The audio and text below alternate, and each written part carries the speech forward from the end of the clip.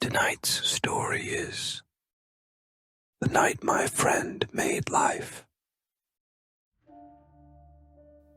Matthew, what the hell is this? My friend Matthew had asked me to come over for the night to help him with a little project he had been working on for the last few weeks. Granted, I hadn't seen him for those weeks, so I assumed it must have been very personal for him, so I agreed almost immediately. But as I stood there confused in my friend's basement, staring down at the mass underneath a blanket, laying on a table, I wish I didn't. It's what I've been working on. And what you've been working on is, I responded in an annoyed tone. Do you seriously not remember? We were watching that movie a few weeks ago and I said I was going to try and do the same thing. I narrowed my eyes at him, not entirely sure if Matt was messing with me or he really thinks I remembered a movie we watched weeks ago. No, Matt, I don't. How about you refresh my memory so I can better understand what the hell I'm looking at on your table? He let out a slight sigh. We were watching those old horror movies and the one with the scientist and the monster came on. You made a joke about how it would be cool if someone could actually do that. And I said, I probably could if I had the time. Well, here it is. He gave me a smile before looking down at the table. It took a moment for my mind to remember exactly what he was talking about. Are you talking about Frankenstein? I was high as shit that night. Why would you take anything I said with the actual seriousness? I cut myself off as my gaze roamed over the mass, slowly recognizing the outline as a silhouette. Matthew, what exactly is under this blanket? It's the monster from the movie. He reached down and pulled the blanket back. Well, it's the closest I could get. I'm no expert on this stuff. The best way I can describe what I saw was as Matt had said, the monster from Frankenstein. Well, it at least kinda looked like it. Unfortunately, it wasn't the greenish hue that we know. Instead, it was a mix of skin tones, with varying degrees of age and damage to each part. A busted-up black forearm from a teen and an older-looking white chest with scars on it, just to name a few. The fingers on the right hand were mismatched, all different sizes and colors. The face was a mixed-up jigsaw of at least 5 different people from what I could tell. I stared in horror at the unsightly creation laying on the table and without thinking, grabbed Matt's shirt collar, pushing him against the nearest wall. What in the fuck did you do? I screamed as loud as my voice would allow me. What? I did what you said. I made the thing from the movie. He looked at the table and then to me, hoping I would understand him. Where the hell did you get these things from? Jesus, Matt, did you... He cut me off before I could finish. Christ, of course not. I'm not a murderer, dude. I've been getting them from the hospital. I stared at him, still in disbelief at what he had done. You know how I've been working at the hospital for a while now. Well, when we would have accidental deaths or organ transplants going around, I would take some stuff. He smiled at me. Stuff? This isn't stuff, man. This is parts of people. I let go of his collar and started to pace around the room, covering that thing back up with the blanket. Look, you said it would be cool if someone made the thing. He held his hands out for me to look back at the table. So I made it. Now I just gotta make it come to life somehow. Do you hear yourself right now? Do you hear how absolutely fucking insane you sound? Make it come to life. That was a movie, Matthew. It's not real. Oh well, I guess you don't want to help me then. Fine, you sit there and I'll just finish up the rest. He threw his arms down like a child having a tantrum. He pulled the blanket back on the corpse, leaving its head and upper chest exposed. He pulled out some nails from his pocket and started to push them into various areas of the rotting skin and tissue. I just stared in shock and disgust. How could my friend have done something like this? How could he be so nonchalant about all this? I took note of the rotten menagerie on the table as Matthew attached wires and cords to the nails. I stood up from my chair and walked towards the stairs to leave. I slammed the basement door shut once I was upstairs and made my way to the front door. I could hear storm starting up outside as the windows were hit with thick droplets of rain. Along with the rain, I could hear footsteps running up from the basement as it flung open. "Where the hell are you going?" Matthew spoke in the doorway with deflating lungs. I turned to look at him just before I opened the door to leave. "Home, Matt. I'm going home." "But why? I just finished putting the last wire in and the extension cord is all hooked up." "Matthew, listen to yourself. You're crazy. Those are pieces of dead people sitting on your basement coffee table. Do you really think a few strands of wire connected to an extension cord is going to do anything?" "But the movie. You said you wanted someone to do it. Matt, I know you're not that stupid. It was a movie, for Christ's sake. It wasn't real." Matt had an angered look in his eyes as he slammed the basement door and walked towards me. "You know what? Fuck you. I spent the past month and then some to get this ready for you, and this is how you thank me?" "Thank you? I should thank you for stealing dead people's body parts. I worked hard on this." "Yeah. And what are you gonna do when you power up the cord and nothing happens?" I could hear the storm outside getting stronger. Heavy rain and cracks of thunder could be heard. I swore the shingles of the house were gonna get ripped off in an instant. "I don't need this. Just leave if you're gonna be like this." "I am, and when your little experiment doesn't work, don't come calling me for help." Just then, the house was filled with the sound of thunder. It was deafening, louder than anything I had heard before. The living room lights flared up before you could hear the filaments inside them burst. Matt and I were now standing in the dark. "Great, we're both pissed and now the power's out." Matt walked into the kitchen and started searching through the drawers. I stood at the front door, the storm getting worse and worse outside. Soon Matt walked up to me and handed me a flashlight. "Here, I'm gonna go mess with the breaker until it turns back on.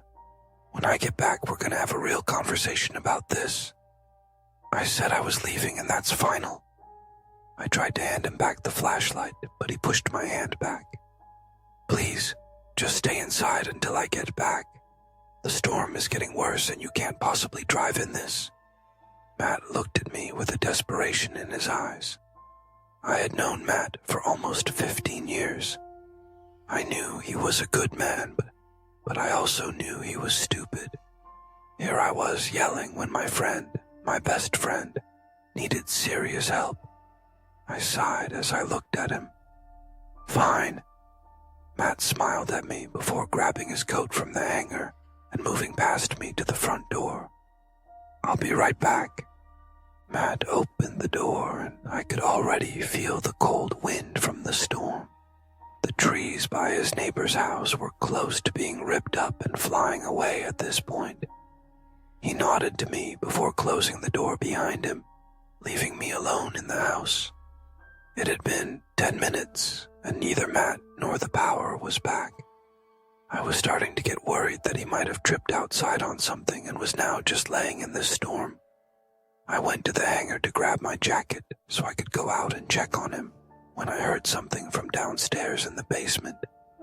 I turned my head towards the door and kept hearing what sounded like loud footsteps almost right beneath me. As quietly as I could, I made my way to the door and slowly pulled it open, standing face to face with the darkness below me. I turned my flashlight on and pointed it down, shining it on the carpet by the bottom of the stairs. I could still hear the footsteps by this point. They sounded louder and more frantic, but my line of sight remained clear of anything. I swallowed my fear and called out, "Is anyone down there? Matt, did you come back in through the hatch?" Matthew's basement, while finished, had an opening hatch that led to the backyard through a back room and some stairs. I assumed that maybe he was hurt, and instead of trying to get back in through the front door, he just went through the hatch. I slowly stepped deeper into the dark, my light moving up from the carpet and into the sitting area, where me and Matt had been earlier that night. That's when I saw the blanket on the floor and the empty table. I could feel my heart stop for a moment as Hal stood there, staring down the barrel of this haunting reality. The corpse, that hulk of stitched body parts with nails and wires, was gone. So was the cord that connected it to an electrical box. The box was still there on the floor, and I followed its cable to an outlet in the wall. When the electricity surged in the house, some of it must have found its way into it. I continued to stare at the table until something caught my eye from the corners of darkness the flashlight could not reach. Just behind the wall leading to the back room, I could see the outline of a person, but the outline was wrong. So very wrong. I quickly pointed the flashlight towards it, and all I could see were the 5 distinct fingers moving back into the darkness. I let out a slight scream before I covered my mouth. Just then I could hear the front door swing open and then Matt's voice following it. "The whole breaker is shot. I can't fix it." I didn't respond, just stared in silence. Matt made his way to the basement door and stared down at me. "Hey, what is it? Why are you down there?" I swallowed what I could into my dry throat and looked up at him, slowly speaking. "It's down here, moving." Matt looked at me confused for a second before his eyes widened with a mix of excitement and terror.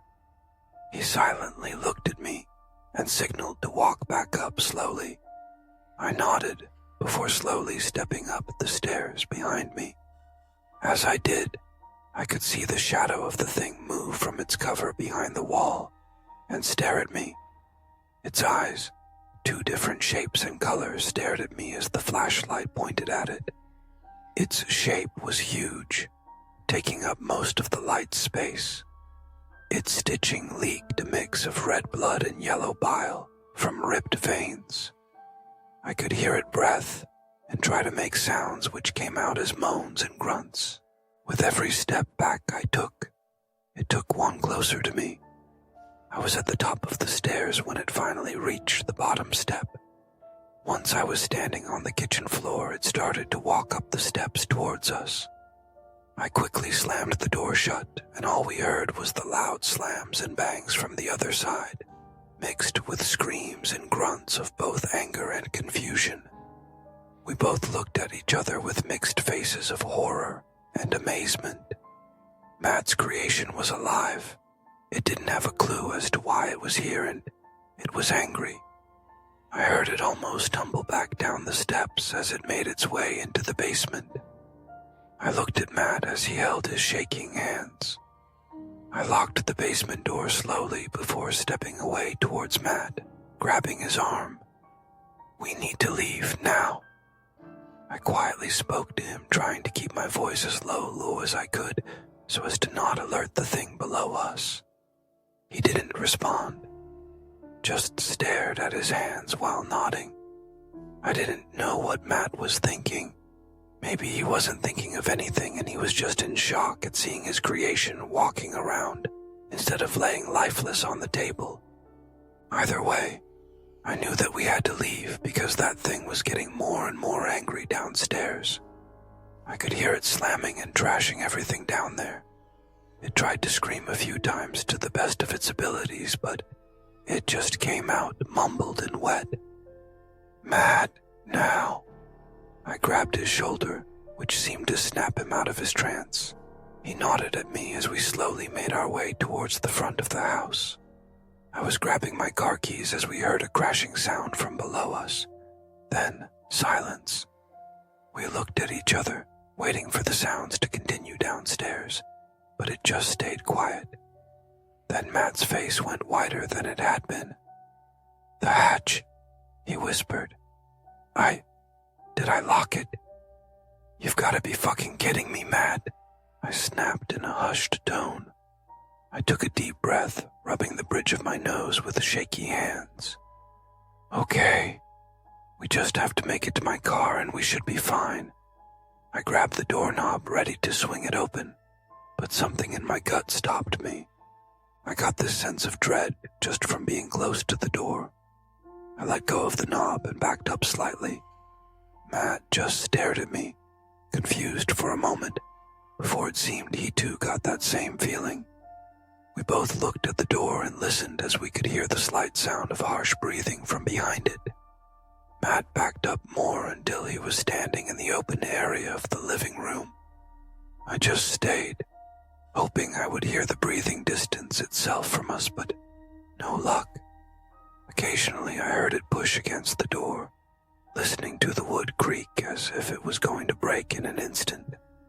I turned to face Matthew to discuss what we could do when a hard pounding came from behind me. The thing was getting more restless. I could hear it screaming to the best of its abilities as the door took more and more hits. It got so loud it eventually drowned out the sound of the storm. "Fuck!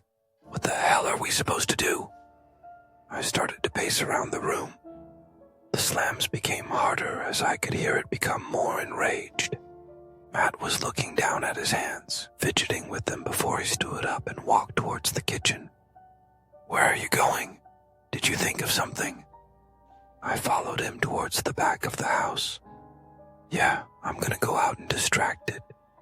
"I'm sorry, what did you just say?" "I'm gonna go out through the back door and get its attention. Then you can make a break for your car and get out of here." Matthew sounded like he was struggling to get the last part of the plan out when he said it. "Like hell you are. I'm not gonna let you go out there with that." He cut me off before I could finish. "Look, man, I'm the one who made you come over here. This was my stupid idea and it fucking backfired, so let me make it right by getting you out of here. Okay?" I just looked at him as the pounding from the door got more and more difficult to drown out. I wanted to argue with him about it, but I knew I couldn't. My friend Matthew was many things, but one thing he wasn't was selfish. Nothing I said was going to change his mind, and I had to accept that. I pulled him into a hug without even thinking. "You gotta promise me you'll be okay, all right?" He chuckled before pulling away. "Of course, man. Who else are you gonna watch horror movies with?" We both laughed a bit before he made his way to the back door. "You're gonna hear when he leaves the door. Once he does, just book it to the car and go. I'll call you once I'm safe." I nodded as he smiled at me and headed into the basement. A few moments later, I heard screaming outside from Matt. The pounding at the front door stopped, and the monster grew quiet as the yelling made its way to the back of the house, slowly drifting away. Quickly, I pulled the door open and ran out towards the driveway, getting to my car before jumping in. I just stared at the house for a moment before turning on the ignition and speeding out of there. I waited 3 days after that night for a phone call from Matt. Every second I was on edge as I expected either Matt or that thing to find me. I should have known I wasn't going to get a call from him, but something inside me just hoped things would turn out okay. Last week, I got a call from Matt's family telling me he was found dead in his house. The police got a call from neighbors about a noise complaint, and when they went to check, they found Matt in the basement. He was practically mutilated from what they told the family, not even letting them see the body after they got him out of there.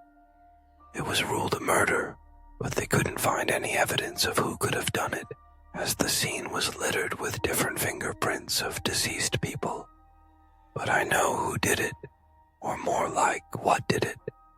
Matt probably knew he wasn't going to make it out alive, but it doesn't make it any better, knowing I have to live with the knowledge that he died for me.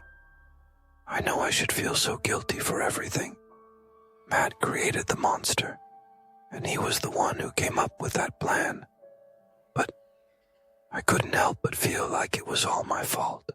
After all, I was the one who got him into horror movies in the first place. I also have to accept that it's still out there. Who knows where it could be, but I have a feeling that it's looking for me. It's watching me from afar, waiting to catch me off guard and do to me what it did to Matt. I just have to wait and listen for it. Listen for its breaths and moans of pain as it wonders and ask why it's alive. As it wonders who made it and how it can get revenge for what they did.